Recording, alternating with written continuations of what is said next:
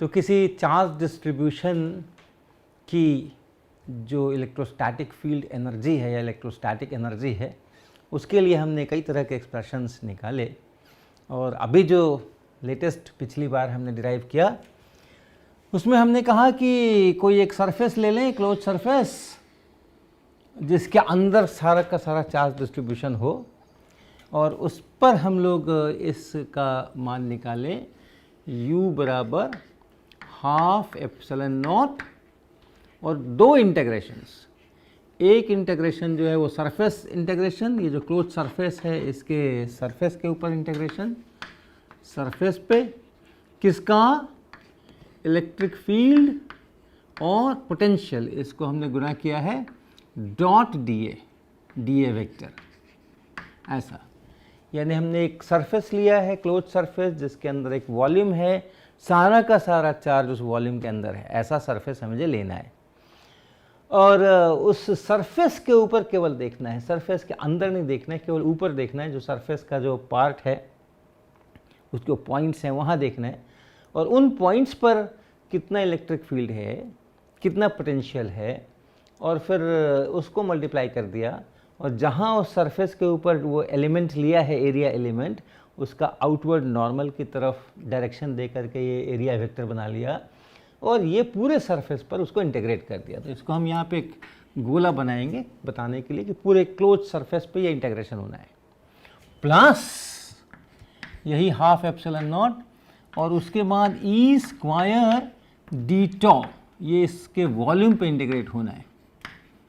यानी अब हम पूरे वॉल्यूम को देख रहे हैं, अंदर के हर पॉइंट्स को देख रहे हैं, और उन पॉइंट्स पर जो इलेक्ट्रिक फील्ड है उसके मैग्नीट्यूड का स्क्वायर कर रहे हैं, और उसको सबको जोड़ रहे हैं पूरे वॉल्यूम के अंदर में। ये मिला करके हमें इस चार्ज डिस्ट्रीब्यूशन के कारण से जो पोटेंशियल एनर्जी है वो यहाँ से मिलती है।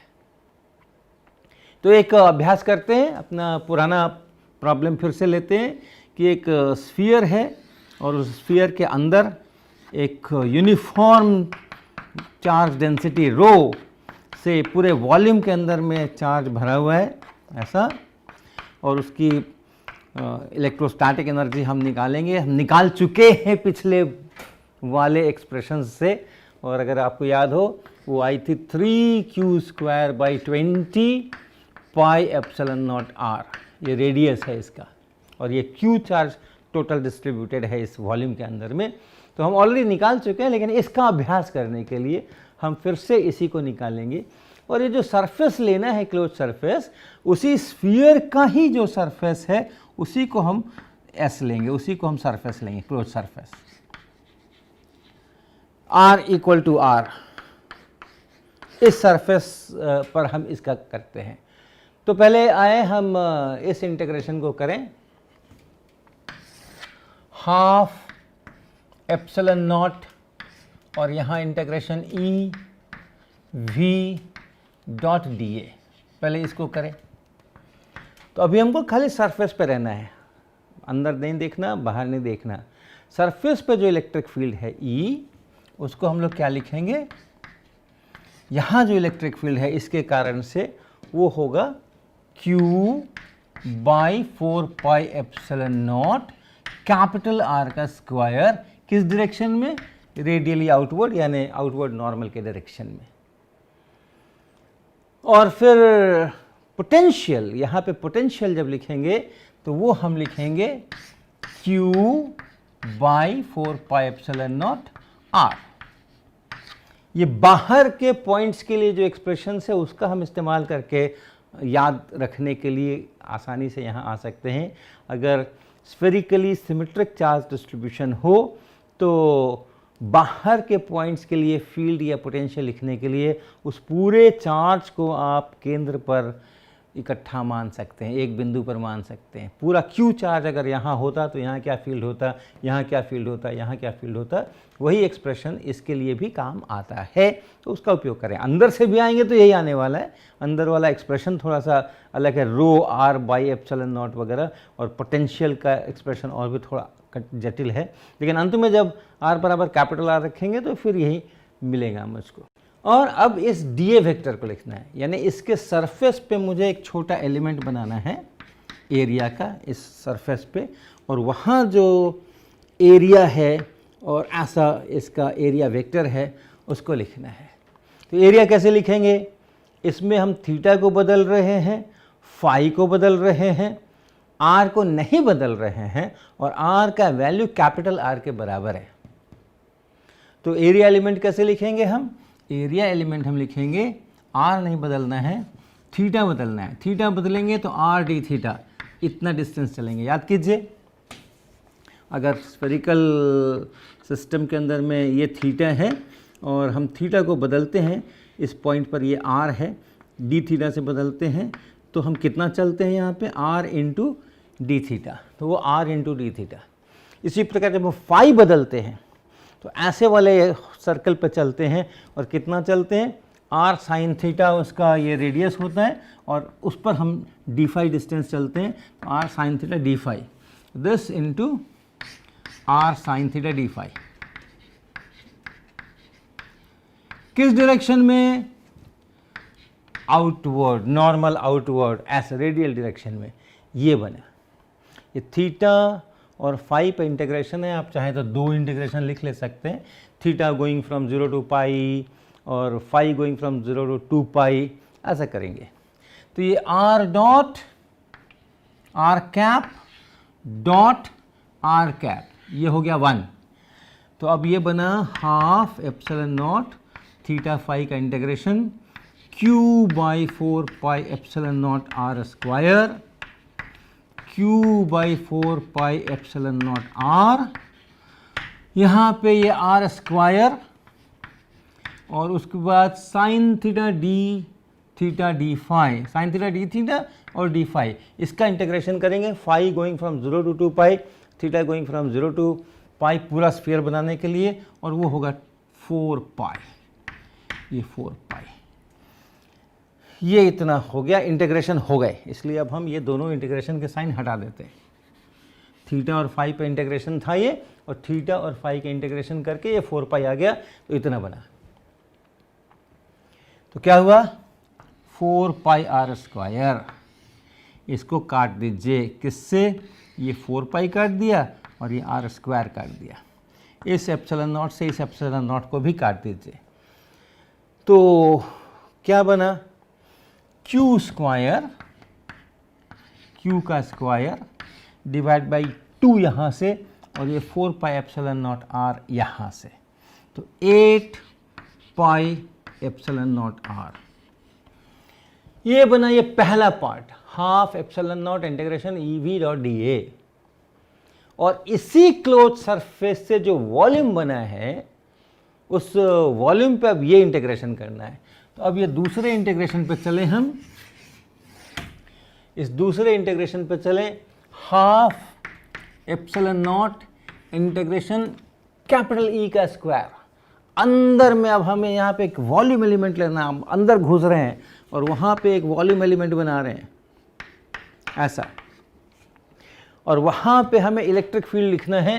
तो आपको याद है rho r divided by 3 epsilon naught, ये इलेक्ट्रिक फील्ड होता है, और इसका स्क्वायर, मैग्नीट्यूड का स्क्वायर करना है। और फिर डी टॉ वॉल्यूम एलिमेंट है, इस बार आर, छोटा आर है, वो भी बदलेगा, थीटा भी बदलेगा और फाई भी बदलेगा। तो पूरे वॉल्यूम एलिमेंट लिखेंगे तो डी आर डी थीटा और फिर r sine theta d phi. छोटा आर जो है वो भी हमें पूरे वॉल्यूम पे इंटीग्रेट करना है, 0 से कैपिटल आर तक बदलेगा छोटा r, theta 0 to pi, phi 0 to 2 pi, ऐसा करके इसी ये हमारा डी टॉ बनेगा और ये पूरा इंटीग्रेशन होगा। अब रो की जगह आप लिख लीजिए, रो की जगह हम लिख सकते हैं क्या, q by 4/3 pi capital R cube, ये है रो। तो ये इंटीग्रेशन हुआ, ये बराबर हाफ एप्सिलॉन नॉट। अब ये इंटीग्रेशन को अगर आप देखते हैं तो थीटा फाई का इंटीग्रेशन तो तुरंत कर लीजिए, साइन थीटा डी फाई, ये 4 पाई है और कहीं थीटा नहीं है। तो जो थीटा वाला इंटीग्रेशन है, फाई वाला इंटीग्रेशन है, वो आप तुरंत कर लीजिए। यहाँ 3 इंटीग्रेशन है, एक्चुअली 1 2 3, एक r पे, एक थीटा पे, एक फाई पे, और वो इंटीग्रेशन करके आप 4 पाई लिख ले सकते हैं। तो थीटा फाई का हो गया इंटीग्रेशन। अब r का केवल देखना है। रो की जगह लिखिए, रो की जगह हमने लिखा 3q by 4 pi r cube, ये रो है। और याद रखिएगा इस पूरे का मुझे स्क्वायर करना है, राइट, ई का स्क्वायर करना है, ई का स्क्वायर करना है। तो इसके मॉड लेकर के इसका स्क्वायर करना है, यानी रो इंटू ये वेक्टर हटा के r और बाई 3 एप्सिलॉन नॉट। तो ये हुआ हाफ एप्सिलॉन नॉट, और वो 4 पाई वहाँ से आया। ये हमने एक रो लिखा है, केवल अभी एक रो लिखा है, एक और रो लिखना है।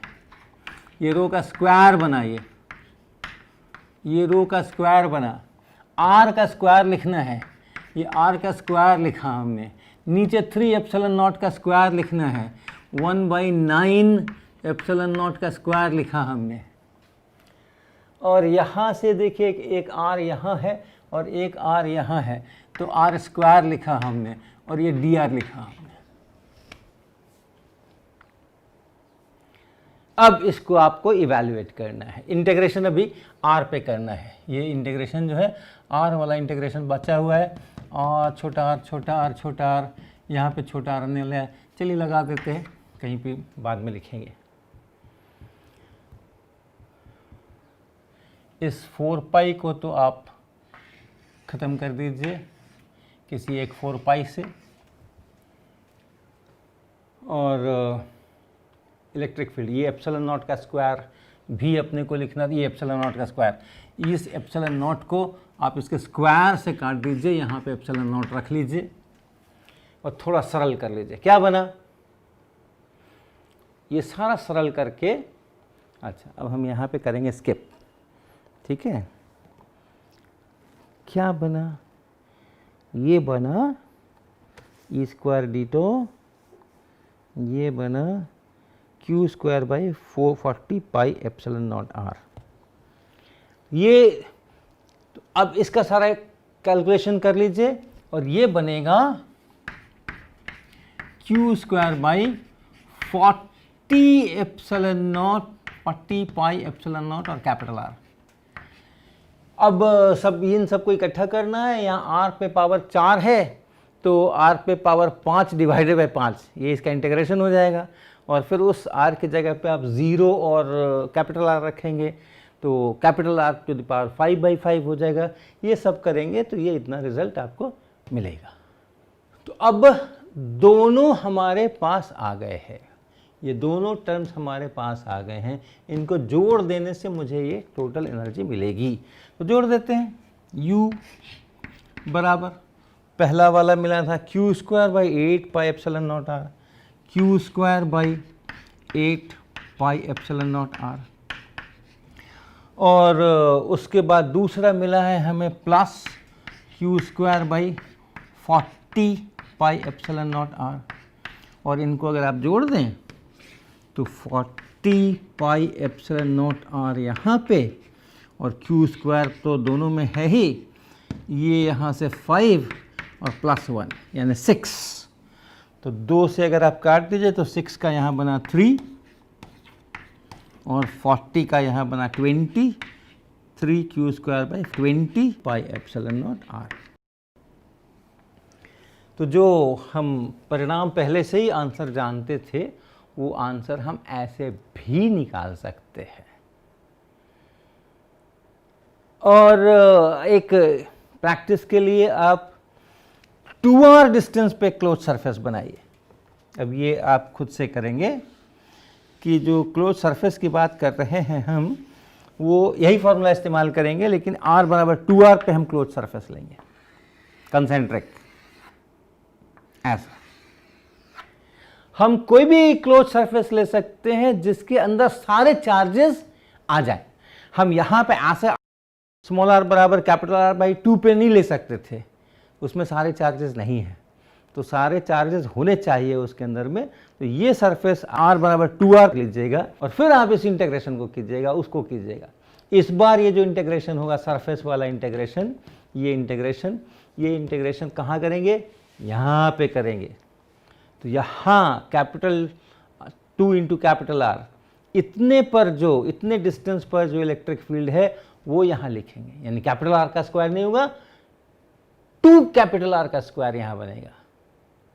इसी तरह जब पोटेंशियल लिखेंगे यहाँ 2 इंटू कैपिटल R लिखेंगे ऐसा, और फिर उसी तरीके से आप यहाँ पे एरिया एलिमेंट बनाएंगे, यहाँ भी R की जगह 2R होगा, और ये कैलकुलेशन करेंगे, ये कुछ और आएगा। और इसका निकालने के लिए इसमें जो वॉल्यूम है उतने में इसको इंटीग्रेट करना है, तो इतने वॉल्यूम का इंटीग्रेशन तो आपके पास ऑलरेडी आ चुका है, ये इतना है, इस्तेमाल कर लीजिएगा। और R से 2R ये जो वॉल्यूम है, R से 2R ये जो वॉल्यूम बचा है, इसके लिए आप फिर इसी का इंटीग्रेशन कर लीजिएगा। किसका इस बार आपको बाहर का पॉइंट है ये, तो बाहर वाला जो इक्वेशन है पॉइंट चार्ज मान करके जो इलेक्ट्रिक फील्ड लिखते हैं Q/4πε0 स्मॉल r स्क्वायर, उसके मैग्नीट्यूड का स्क्वायर कीजिएगा यहाँ पे इसकी जगह पे, और वो करके इतने का एक्स्ट्रा इंटीग्रल निकाल के और इसका जो इंटीग्रेशन निकला हुआ है ऑलरेडी उसमें जोड़ दीजिएगा, तो आपको 2R तक का टोटल 0 से 2 कैपिटल R तक का ये कंट्रीब्यूशन मिलेगा, उनको जोड़िएगा और फिर देखिएगा कि आपको इतना ही मिलता है नहीं मिलता है। तो ये काम आपको करने का है। तो अभी जैसे हमने देखा कि इसका इस्तेमाल करने के लिए हम कोई भी सरफेस ले सकते हैं जिसके अंदर ये सारा चार्ज आए। अब ऐसा सोचिए जैसे हमने कैपिटल R पे एक सरफेस बनाया पहले, फिर कैपिटल 2R पे बनाया और इसका उपयोग किया, हमें एक ही रिजल्ट मिला। इसको हम और बढ़ा लेते जाएं और बढ़ा लेते जाएं और बढ़ा लेते जाएं, तो ये जो वॉल्यूम है जिस वॉल्यूम पे मुझे निकालना है वो बढ़ता चला जाएगा, और जिस सरफेस पे हमें निकालना है वो भी बड़ा होता जाएगा। क्या हो अगर हम इस सरफेस को इन्फिनिटी पर ले लें, ये जो क्लोज सरफेस लेना है मुझे वो हम बहुत दूर ले जाएं, सिग्निफिकेंटली बहुत दूर ले जाएं, हम जो हमारा चार्ज डिस्ट्रीब्यूशन जितनी दूर में है उसकी तुलना में बहुत दूर चले जाएं, जिसको हम इन्फिनिटी बोले, तो क्या बनेगा इसको अगर हम देखते हैं इस वाले को इंटीग्रेशन EV.dA, तो अगर हमने इतने पे किया तो हमें इस पॉइंट पे जो सरफेस पर जो पॉइंट हैं इसके सरफेस पर जो पॉइंट हैं उन सरफेस के पॉइंट्स पे ये इलेक्ट्रिक फील्ड लेना और वहीं का पोटेंशियल लेना, और हम बहुत बड़ा सरफेस लेने वाले हैं, यानी हमारा अगर चार्ज डिस्ट्रीब्यूशन मान लीजिए कि इतनी दूर के अंदर में है, सारे चार्जेस जो भी डिस्ट्रीब्यूशन है वो इतनी दूर के अंदर है, और हम बहुत बड़ा ऐसा सरफेस बनाना चाह रहे हैं, ऐसे इस क्लोज सरफेस पे काम करना चाह रहे हैं, और जैसे जैसे हम इस सरफेस को और बढ़ाते जाएंगे और बढ़ाते जाएंगे और बढ़ाते जाएंगे, यहाँ इलेक्ट्रिक फील्ड घटता जाएगा। और कैसे घटेगा वो, अब चूंकि ये बहुत बड़ा है और उसकी तुलना में ये बहुत छोटा है, तो कहीं से भी इसके बीच में कहीं से भी लेकर के, और ये डिस्टेंस अगर आप लिखते हैं और इसको R बोलते हैं, तो जो इलेक्ट्रिक फील्ड है वो 1/r² के प्रोपोर्शन में घटेगा, क्योंकि ये डिस्टेंस इतना बड़ा है कि एक पॉइंट चार्ज की तरह मोटा मोटा लगने लगेगा।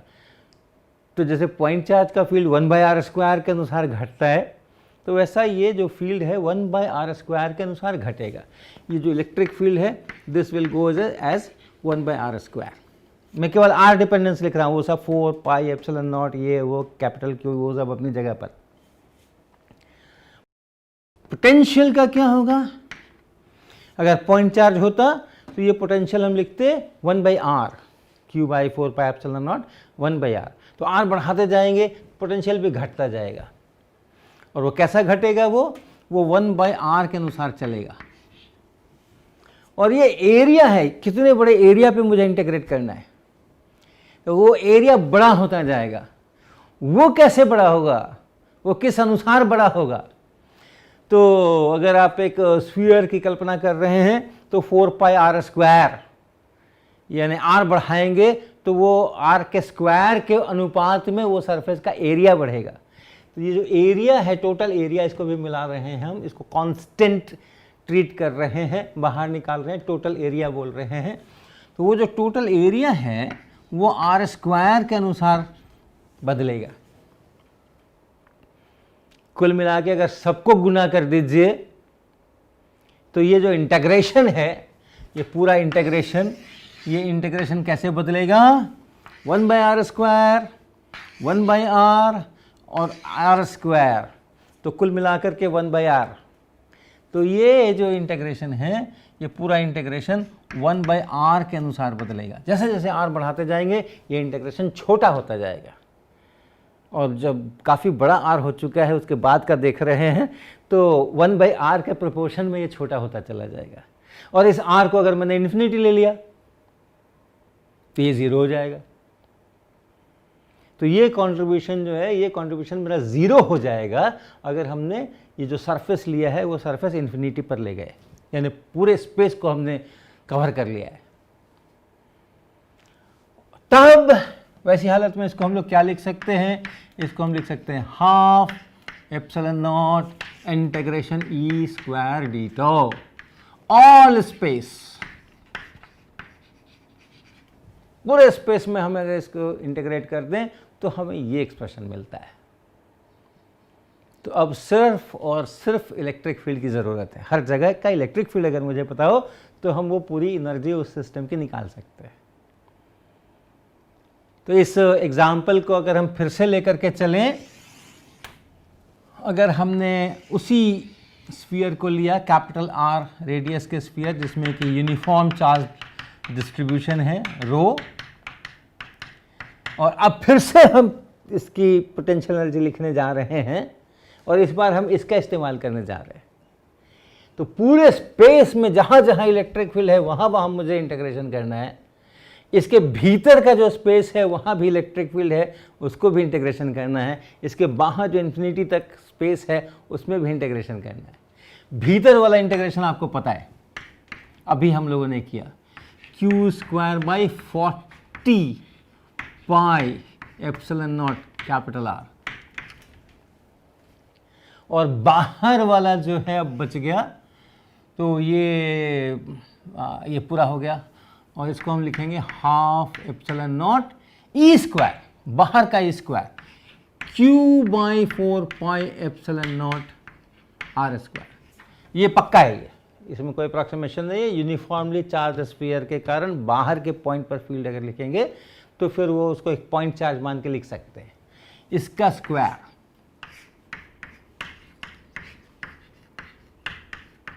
इसका स्क्वायर, ई का स्क्वायर, डिटो, डिटो में 4 पाई small r square d r. Theta phi का इंटीग्रेशन 4 पाई और r का इंटीग्रेशन ऐसा। इसको कर डालते हैं, इस 4 पाई r स्क्वायर को और 4 पाई r स्क्वायर से कैंसिल कर देते हैं, इस एप्सिलॉन नॉट को इस एप्सिलॉन नॉट से कैंसिल कर देते हैं। तो क्या बचा? ये इतना प्लस, केवल इसको लिख रहा है, ये 2 यहाँ है, ध्यान रखिएगा, q² / 8 पाई एप्सिलॉन नॉट, और r का देखिए 1/r स्क्वायर, 1/r स्क्वायर, और इसका integration dr, r going from 0 to r going from capital R to infinity. ठीक है ना, r गोइंग फ्रॉम, क्योंकि अब बाहर का केवल करना, अंदर वाला तो यहाँ लिख चुके हैं, तो कैपिटल R से इन्फिनिटी, ये इतना बना। और ये इंटीग्रेशन आप जानते हैं कितना बनता है, q² / 8 पाई एप्सिलॉन नॉट, और ये -1/r हो गया इंटीग्रेशन, और फिर यहाँ पे उस पर आप लिमिट लगाएंगे, कैपिटल R यहाँ और इन्फिनिटी यहाँ, तो ये बन जाएगा q² / 8 pi epsilon naught r, ऐसा। इसको इसके साथ में आप जोड़ दीजिए, फिर से वही चीज़ हो गई, इसको इसके साथ आप जोड़ दीजिए, फिर से आपका u मिल गया, q² / 40 pi epsilon naught r, और plus q² / 8 pi epsilon naught r, और ये हो गया 3/20, 3q² / 20 pi epsilon naught r। तो ये भांति भांति के एक्सप्रेशंस हैं जो पॉइंट चार्जेस के लिए मैंने किया था। उस समय एक एक्सप्रेशन लिखा था जिसमें केवल qi qj के अनुसार था, सारा मामला, और फिर हमने फील्ड और पोटेंशियल में सबको कन्वर्ट किया, और फिर हमने इस तरीके का एक जनरल फार्मूला बनाया, और वहीं से हम इसको भी लेकर के आए और इसका इस्तेमाल भी हम लोग कर सकते हैं। तो ये यहाँ पे हम लोग फील्ड में एनर्जी है ऐसा यहाँ से प्रतीत होगा, क्योंकि अब चार्जेस का कहीं कोई रेफरेंस नहीं है। जहाँ जहाँ फील्ड है वहाँ वहाँ हमने इसको इंटीग्रेट किया, वहाँ वहाँ से कंट्रीब्यूशन उठाया। तो आपकी एनर्जी कहाँ कंटेंड है? जहाँ जहाँ फील्ड है वहाँ वहाँ कंटेंड है। लेकिन अगर जो मैंने इसका उपयोग रो भी इसका उपयोग किया होता हाफ एप्सिलॉन नॉट वगैरह, तो जहाँ जहाँ रो है केवल वहीं से कंट्रीब्यूशन मिलता। तो एनर्जी कहाँ पर कंटेंड है? तो जहाँ पर चार्ज है वहाँ पर कंटेंड है। तो है कहाँ पे एनर्जी? चार्जेस में है या फील्ड में है? इलेक्ट्रोस्टैटिक्स जब तक है तब तक आपके दोनों मॉडल्स बराबर से सही हैं। आप इसमें भी मान कर चल सकते हो, उसमें भी मान कर चल सकते हो, सारी चीज़ें कंसिस्टेंट हैं। इलेक्ट्रोस्टैटिक फील्ड के समय में आप डिसाइड नहीं कर सकते कि इसमें है या उसमें। लेकिन जब हम डायनामिक्स में जाएंगे, चेंजिंग फील्ड्स वगैरह में जाएंगे, तो हम देखेंगे कि वहाँ पे हमें ज़रूरी पड़ेगा कि फील्ड में एनर्जी है ये मान करके चलना। तो शुरू से ही हम लोग अपने मन में ये बिठा के चले कि ये जो एनर्जी है वो इलेक्ट्रिक फील्ड की एनर्जी है। जहाँ जहाँ इलेक्ट्रिक फील्ड है वहाँ वहाँ एनर्जी है। और छोटे डीटॉ में अगर देखते, किसी छोटे से वॉल्यूम में अगर देखते हैं इतनी दूर के अंदर में, तो इसमें जो एनर्जी है इस फील्ड में, इतनी दूर के फील्ड में जो एनर्जी है डी यू, वो है half epsilon naught e square. यहाँ जो इलेक्ट्रिक फील्ड है उसके मैग्नीट्यूड का स्क्वायर और इनटू डी टो, ऐसा। ये इसी को जोड़ा है हमने सारे वॉल्यूम्स के ऊपर।